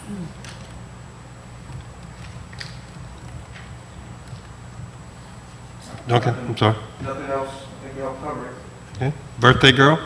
Yeah, I want to, of course, congratulate Ms. Stilley, too. I'm a firm believer that God puts in position those that he wants there for whatever's up ahead, and especially for those things that are not good up ahead. And I think he put her there for just such a time as this, and I appreciate that.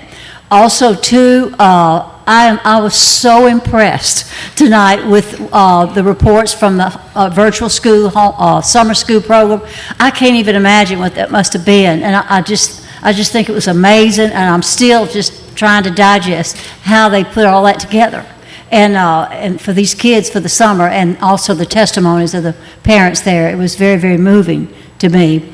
And also, I appreciate our staff for all of that reporting tonight of how you're setting everything up for us to be, our kids to be safe. And then I want to say this too, that I wish the principal was still here that we just hired at Lwanger High, because his story tonight was an overcomer. And I'm going to call and tell him, I was deeply touched by that. He was not afraid to show his tears and emotions because of where God has brought him from wherever he was to here today, to be in the position he's in. And he's going to use him greatly with the kids in Lwanger, I feel sure. Also, I did have one more. I know. About us being concerned about kids going back to school. Being a former educator and being out there with educators often as a board member, there are lots of kids, they don't really have a good home at home. They don't really have anybody to build them up and all. And so school is a refuge for them. And I know it's risky and all, but I know firsthand that many of them, they need that contact with that loving teacher and for somebody to care for them. So I'm really glad they're coming back. Of course, it's scary and all that, but I think we're taking the right precautions. But we have to look at it that way too. All kids don't come from great home situations, and school is their refuge. So I'm glad we are going to bring some of them back. Mr. Bush? I know we heard a lot of stuff, but I would just like to say that I'm not decided that schools should start August 12th. I'm not decided that we should go back. I just don't know. So we get closer, I will, if I have to get involved in delaying school and starting that procedure, I'm going to do it. If I have to start in pre-K to 12th, staying home, I'm going to do it. So just get ready. It could change at any day or any moment. So, but I like where we're at now. If we started school today, I would not send my children to school. That's today. August 12th is a different story. So I'm hearing what the community's saying. I'm answering the emails. I'm answering the phone calls. I'm listening. So my mind is still, I'm wide open. I'm very flexible on what we're doing. And of course, I'm like everyone else. We really don't know what's going to happen tomorrow. Thank you. And as of today, I will gladly send my child to school with knowing that this administration has put forth every effort to minimize the risk. And I will send my wife to school to be a teacher to her fourth grade students. That has nothing to do with administration. I'm saying what I would do, Mr. Bush. Thank you. It's just a fact. Ms. Stilley, last word? And if I wanted to keep speaking, sir, I would. I mean, No, you won't, because I'm the chairman of this board and I'll shut you off. That's irrelevant at this point in time. Do I hear a motion that we enter an executive session to consider item A, B, and C? Lives of my children at stake is very Mr. important. Duncan, would you like to read those? It looks like A and B is a repeat, is that correct? So the motion is to enter into executive session to consider the case of Andrea Hart et al. Versus Jason Griffith et al., 21st Judicial District, and to consider the case of Washington He's correct. and Carr versus Tangier Parish School Board. Is that right? I repeated it. Yes. Do I hear a motion? That is in the the form of a motion? Yes. Do I hear a second? Second. We have a second, Mr. Mingus. Any opposition? Hearing none, we'll enter executive session. Thank y'all. Channel 17, proudly serving the Florida parishes. No, Mr. Duncan?